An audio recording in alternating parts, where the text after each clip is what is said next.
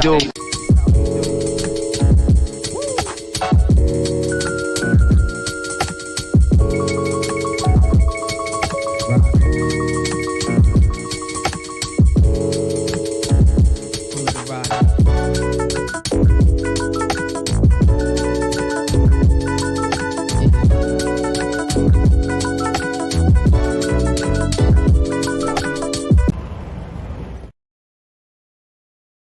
Places in high places are not going to save us. Just look at the black proponents of Cop City in Atlanta's leadership class. Black faces in high places are not going to save us. Just look at the black woman's hand, ambassador at the UN, voting against a ceasefire in Gaza.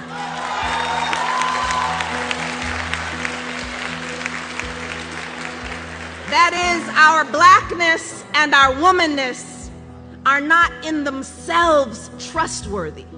If we allow ourselves to be conscripted into positions of power that maintain the oppressive status quo, our blackness and womanness are not themselves trustworthy if we support the occupation of black neighborhoods with so-called better trained police, or remain silent about the genocide of oppressed peoples around the world funded by our tax dollars.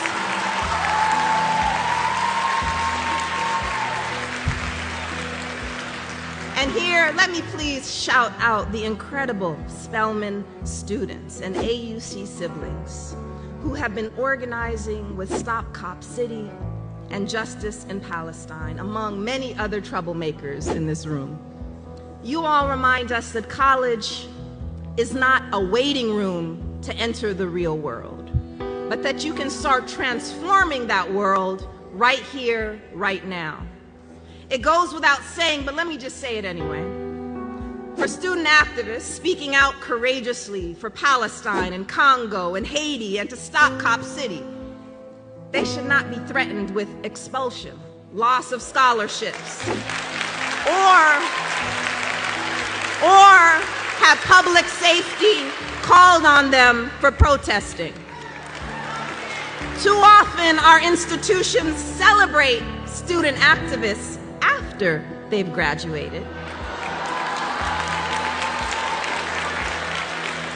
even giving them honorary degrees.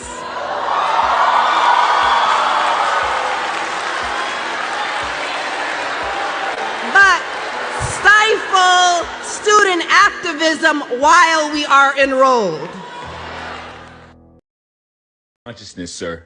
Did you poison the food supply? Yes, sir. There's no mineral left in the soil. Are you feeding them negativity on the news? Yes, sir. War and death. Social media? Yes, sir. Gender wars. Damn. Racism. It's not enough. They keep coming back. What do we do? We need to lower their immune systems. I thought we did that already with the virus, sir. What else can we do? More poison. We'll put more poison in the crop field. We used all the We'll poison. poison the animals. And then tell them to eat the animals. This is why you're our leader, sir. Put the poison in the animals. Train doctors to not address the cause. I see where you're going. But only the symptom.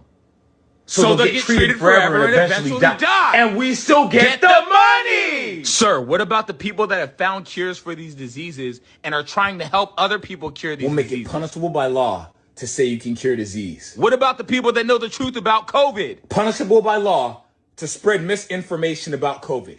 But sir, that's free speech. We can't pass a law We'll like pay that. social media to take down people that You even say the ridiculous! word.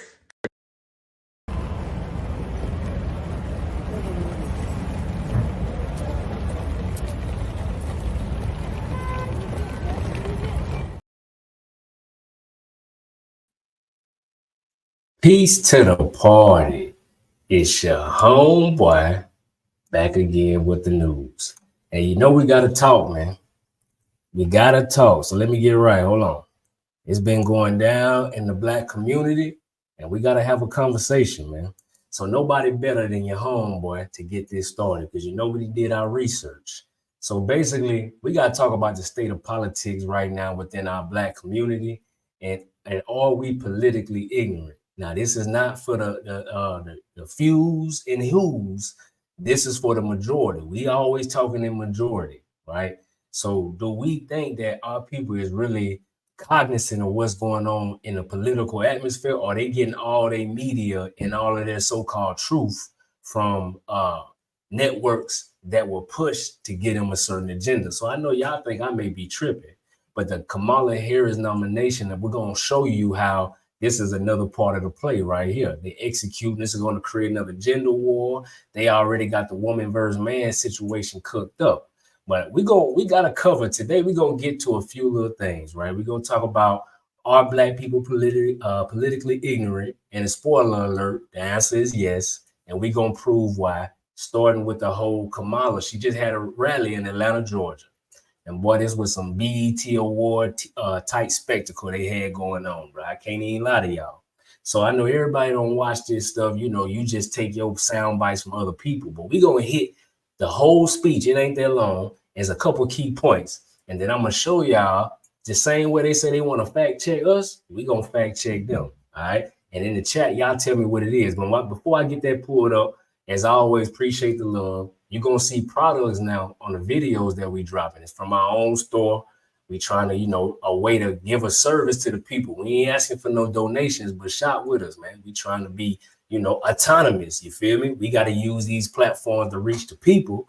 But speaking of that, let's go watch this video, man. I'm going to bring this up. And I want to know what y'all think about this, bro. Because I give my thoughts as we go through it. But let's get to it. So first, okay, they had Meg Thee Stallion pull up. Hold on.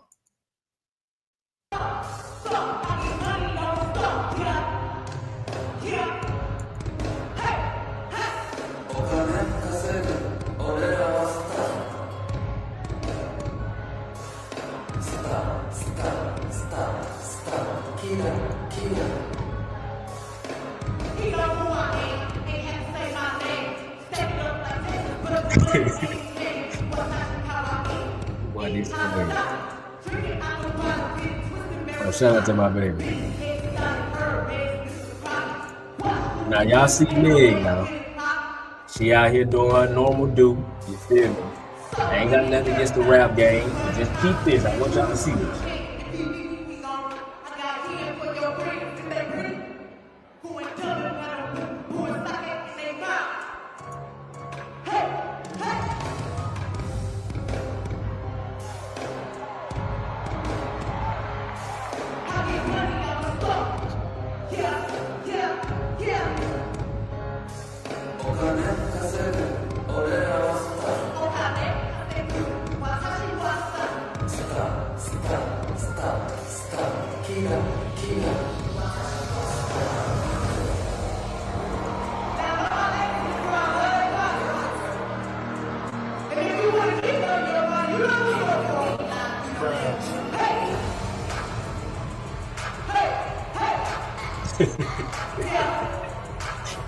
What?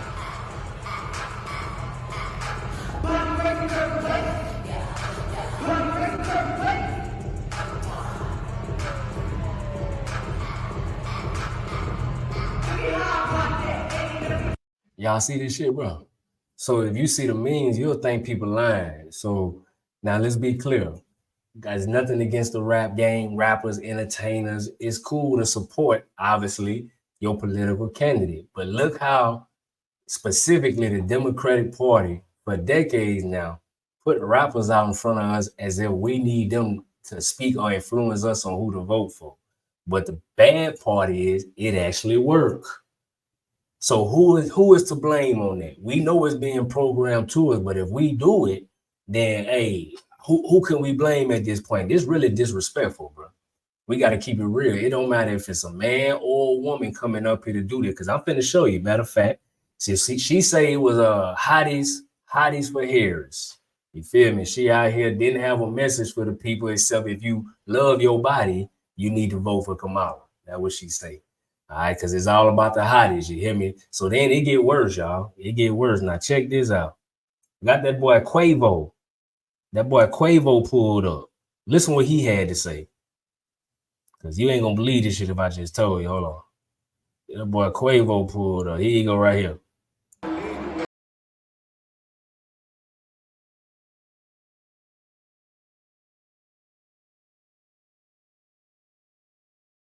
On a velvet see-through blouse. How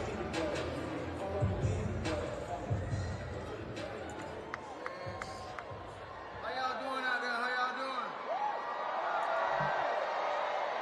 doing? Shit low as hell. They cheap ass audio. I go by the name of Quavo. Born and raised in the north side of Atlanta, home of the Migos.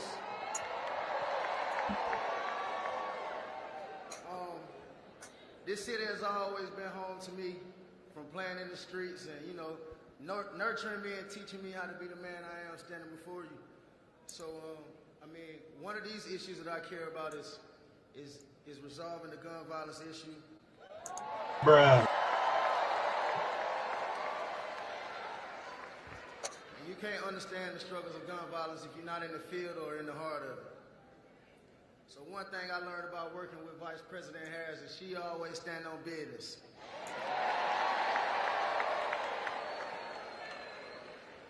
He can't make this shit up. What's up, Mama?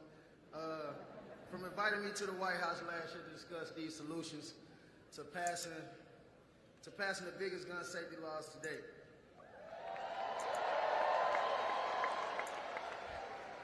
So it's only right in the birthplace of the culture. It's also the same place to launch the first African-American woman to run for president.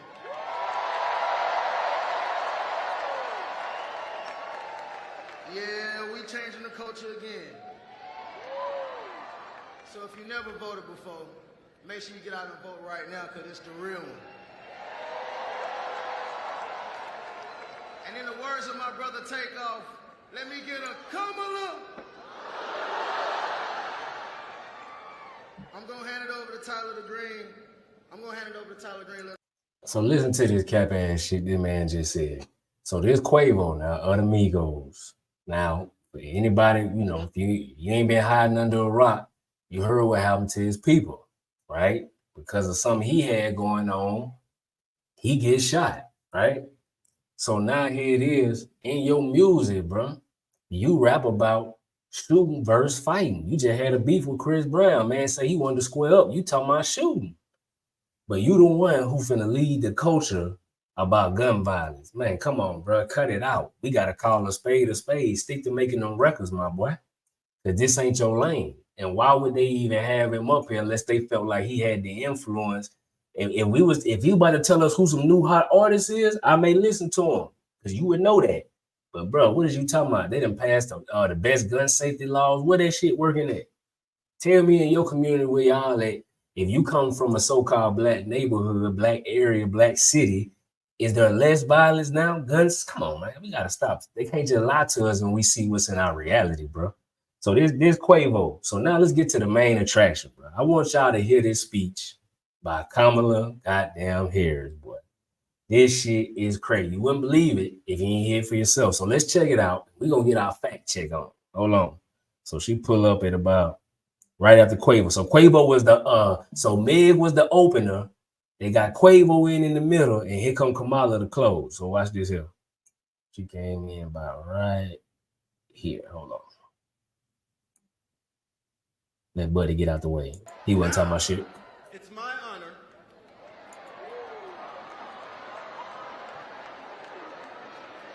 to introduce the next President of the United States, Kamala Harris.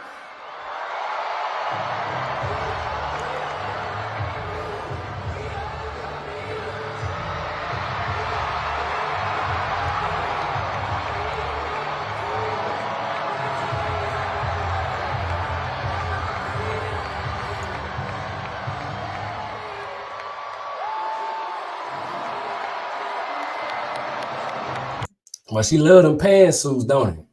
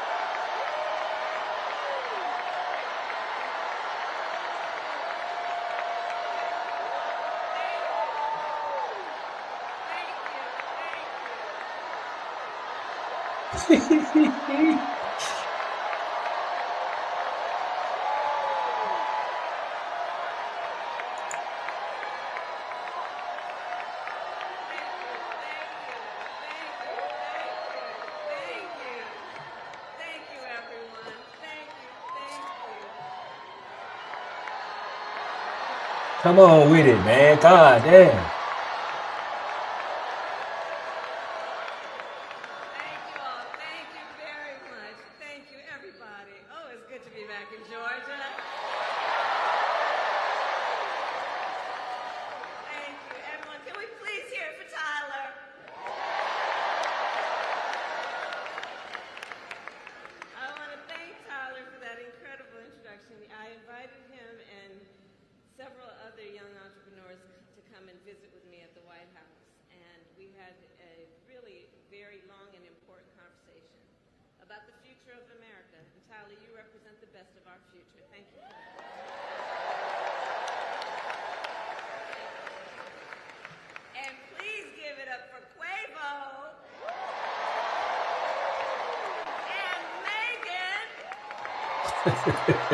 She just know she hit it big. So it is so good to see everyone, and let me also thank our incredible members of Congress who are with us this evening. Senator John Ossoff. Yeah, they was all there, y'all. Hold on, let me. We ain't show all that, but they got Warnock. They got the whole Democrat crew. They had Stacey Abrams came up there looking like a slave, said what she had to say, the same shit. You know what I'm saying? We fight, we vote, we win. They ain't talking about no policies, nothing real. But, you know, they had the whole crew there. This was at, I think, Georgia State, right there, downtown Atlanta. They say about 10,000 people there. So they brought out the whole nine. You feel me? But so listen to the speech. I ain't going to put no fluff on it.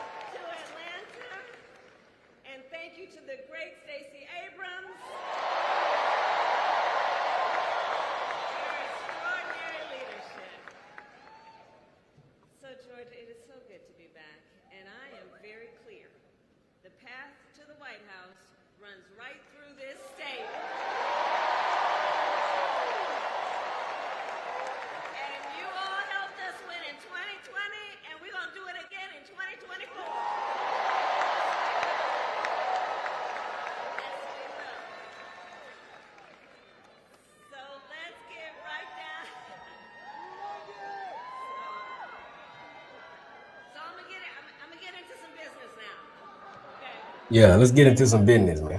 All right. So, Georgia, as many of you know, before, and have a seat if you have a chair.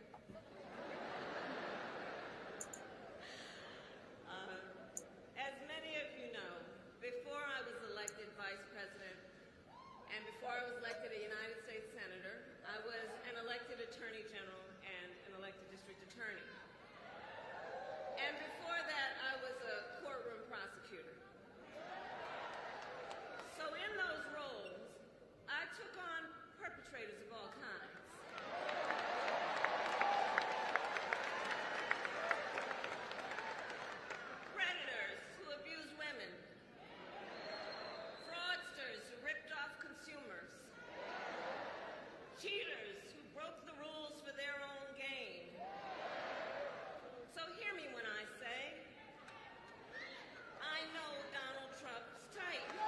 Bruh.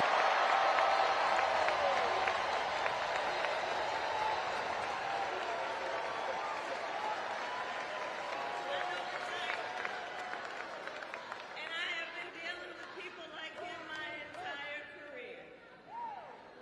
For example, as Attorney General of California, I took on one of our country's largest for-profit colleges that was scamming students. Well, Donald Trump ran a for-profit college that scammed students.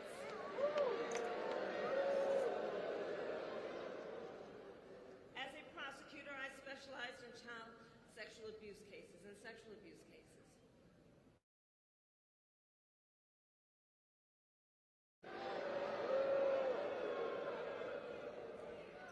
And as an attorney general, I held the big Wall Street banks accountable for fraud.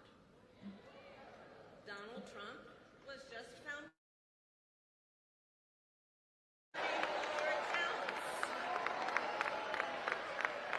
So y'all make sure that y'all remember that she said that she was in charge of prosecuting people like Trump who got mega corporations and things of that sort. Y'all make sure y'all remember that. We gonna fact check that.